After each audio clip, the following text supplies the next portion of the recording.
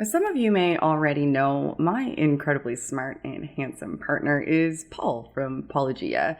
It's a channel that is known in part for its Ham and Egg news show that responds to young Earth creationist Ken Ham and his crew.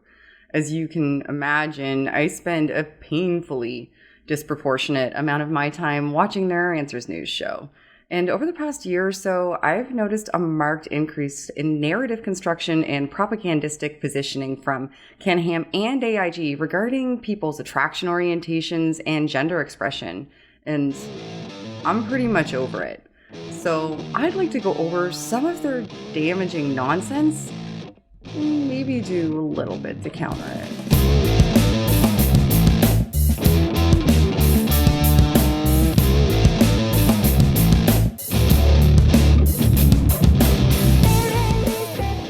Hi, and welcome to Shannon Q. If you are new here and enjoy my work, please hit like and subscribe. And if you're returning, welcome back. Today, I want to take some time and explain some of the components of narrative construction. And I'm going to be using Answers in Genesis message building regarding the LGBTQIA+ community as a demonstration. A lot of what they say is hard to hear, so take care of yourself if you need to. I hope you can stay because I have something exciting planned at the end. Today, I want to take some time to explain some of the consistent strategies throughout the messaging used by AIG to highlight how they are misrepresenting facts in order to elicit strong emotions, then using what they make you feel to influence what you think. When presenting information surrounding the LGBTQIA+ community specifically, Answers in Genesis revolves their talking points around specific ideas they wish to convey to the audience. As a result, the lens through which each story is perceived is almost unilaterally one of the following: that the LGBTQIA+ community is a movement whose goal is the oppression of Christians, that acceptance of the LGBTQIA+ community leads to degradation of society's moral foundations, that the LGBTQIA+ acceptance sullies the very idea of love, and that membership, acceptance, and support of the LGBTQIA+ community itself constitutes a religion, which means that those who don't denounce it aren't real Christians. By utilizing all of the stories they present to tangentially and dishonestly support these points, their narrative construction serves as a means by which to reinforce and justify bigotry and discrimination, and even position it as virtue. If their objective is to compel people to believe the gist of these points alone, the stories themselves aren't even relevant. They're just a tool to elicit the emotions these positions drive and imbue their audience to feel before they think. In the search for examples to demonstrate this, I only needed to go back about 6 episodes in order to fully make my case. But I could have kept going and going to make it stronger. I have omitted the specific news headlines that these clips are referencing in order to best illustrate my point about narrative construction, though the full episodes are linked in the description box down below if you would prefer the context. Let me preface this before we continue by stating that these aren't only AIG talking points. They are prevalent throughout many oppressive ideologies. However, the prevalence here allows me the opportunity to give a very clear demonstration of the narrative communication tactic. This is something you should be leery of everywhere. If a group or individual positions themselves to you as the arbiter of truth, please look into sources and question the motivations that they may have in constructing a narrative that benefits them. I'll never say this enough, but advocate for your own understanding. So let's begin with our first example: acceptance of the LGBTQIA+ community constituting the oppression of Christians. It's the anti-Christian worldview that is permeating our culture, and that's what we've always said. We've always said that, in regard to the LGBTQ movement, people say, well, all they want is to be freedom to have their views. No, they want total acceptance. They want to force it on everyone else, and they want to eliminate anyone who says this is what's right and what's wrong based on the Bible. That's really what it's all about. No care for free speech. And so it's not just to do with allowing a particular view, it's to do with forcing their view on everyone. If you listen carefully, you would have heard the phrase force acceptance in this statement. In fact, the word force is used multiple times. They are also incomprehensibly liberal with the words eliminate and anti, amongst others. With regard to communication theory, this is what we would call priming. The style of language used to describe the perspective, we are being forced, they want to eliminate us, they're anti-Christian, is meant to specifically elicit feelings of defensiveness and protection towards your in-group and your very identity. There is a really stark delineation drawn between Christians and those who are a member of or in support of the LGBTQIA+ community. They use words like permeating our culture. This lays ownership of greater society in general to Ken's in-group and positions anyone with a differing perspective on how a good life can be lived as attacking the foundations that society is built upon. Instead of it simply being the case that people have the inherent right to exist in the state to which their nature dictates, insofar as they're not doing harm to anybody else while doing so, that existence is set in the framework of an attack. Being gay, being trans, being anything but cis and straight, coupled with the expectation that you have the unfettered right to present and live in that manner, isn't a right in the context they present. It's an affront. Exposure to and acceptance of people with differing gender identities and sexual orientations is posited as something you as a Christian will ultimately be forced to do against your will. In fact, that's the entire agenda. It's not about acceptance. It's about control and societal power. And we all know where that could lead. The downfall of society as we know it. Acceptance of the LGBTQIA+ community leads to degradation of society's moral foundations.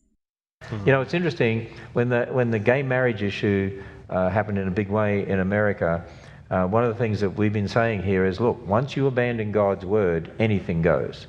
And don't think that gay marriage is just the stop of this, you know, that this is the finish of this. This is just a little crack in the door to get everything. And you start to think, what must it have been like at the time of Noah? Every thought of their heart was evil continually. Think about that.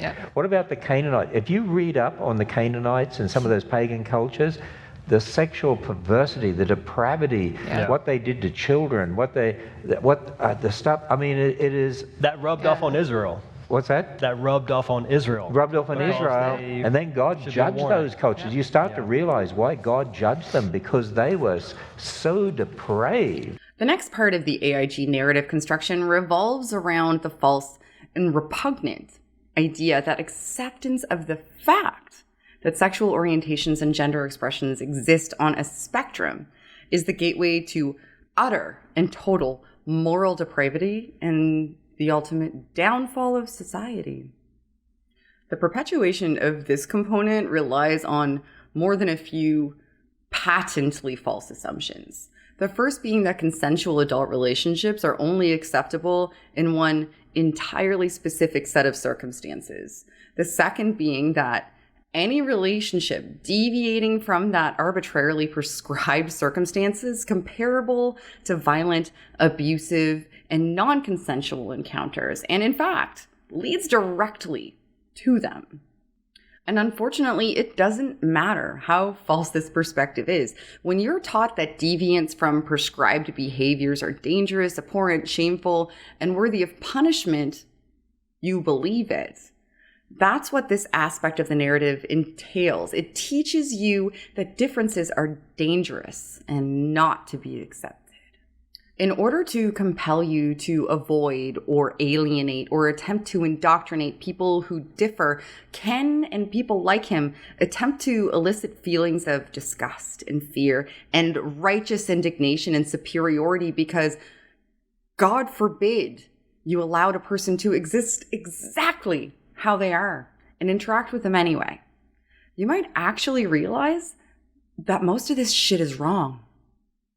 But don't worry, if you're accidentally human enough to realize that differences shouldn't entail fear, and you happen to love and care for someone despite their best efforts to vilify and other them, there are other ways they'll teach you to judge.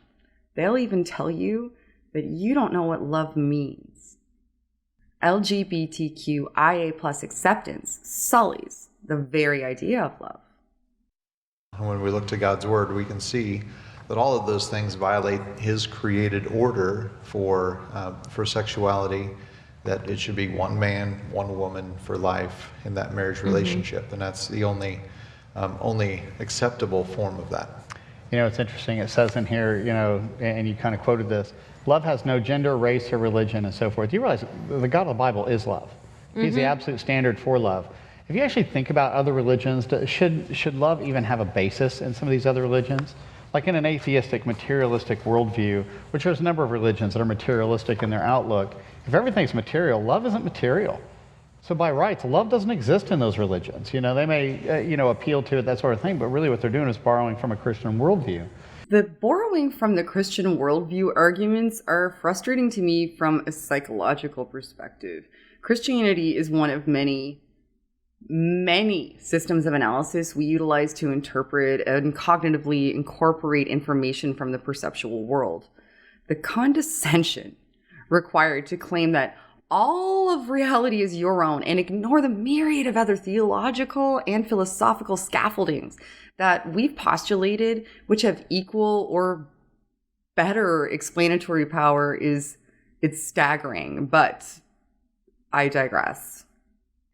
Similarly, AIG has laid claim to the concept of love, presupposing God as the only source of an emotional, mental state, then further expounding that as he is the source of that mental state, it can only be considered valid if it fits his stringent, arbitrary, mandated criteria that have been supposedly prescribed.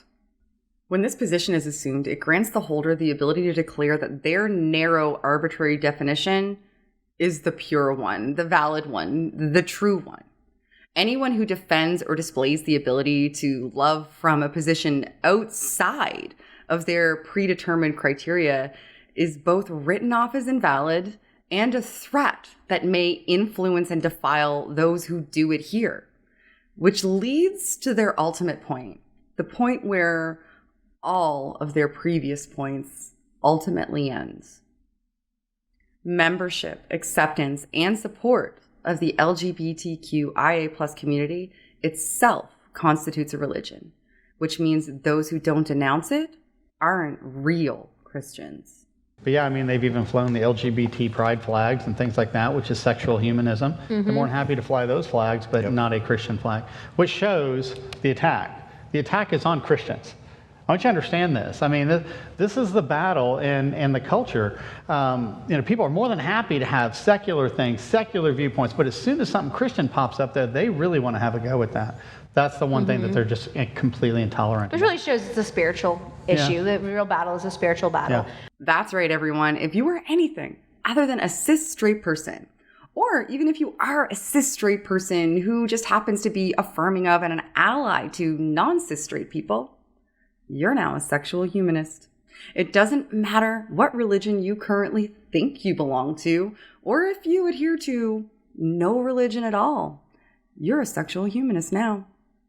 And lest you think that I'm just cherry picking one instance of this establishment and positioning of support of anything outside of the narrowly biblically prescribed answers in Genesis view of romantic and gender expression as a religion, please enjoy this small sampling. That's the religion of sexual humanism. It's actually part of the religion of sexual humanism. It's more specifically, it's sexual humanism is what we're dealing with here. They're taking sexual humanism and imposing it in the school system. Well, and the state is... When people are promoting homosexuality, LGBT, things like that, that is religious. That is called sexual humanism. Forget the Bible, forget whatever. Biology, we're going to come over here and move over to sexual humanism.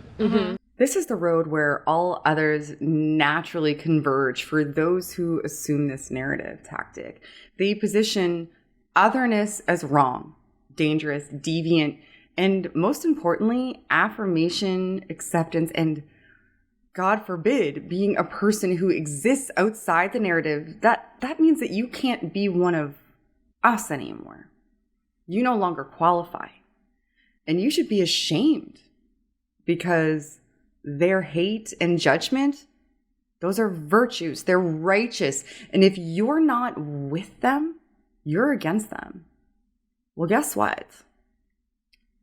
I'm against them. Instead of simply pointing out their narrative construction, I've decided to follow it to its logical conclusion. So I've established the first ever Church of Sexual Humanism. I've ordained myself as the high priestess, and I've been ordaining anyone else who asks me to on Twitter as well. So please feel free to find me there. I'll ordain you too. But it didn't seem enough to simply make the imaginary church that Bodhi spoke into existence a reality. Unlike AIG, I'd like our church to do something good. I've been wanting to start a clothing and merchandise store to support the channel for a while, so I have, and it's dedicated to us, the proud sexual humanists. And I plan on donating a portion of the proceeds of my store's first campaign to the LGBT Center at the University of Louisville, Kentucky, which is about 1.5 hours away from the Creation Museum, in Ken Ham and AIG's name, on behalf of the church that they established. Because if there's anything that AIG loves more than making sure that the LGBTQIA+ community is supported and affirmed, it's making certain that people have the tools they need to get a higher education.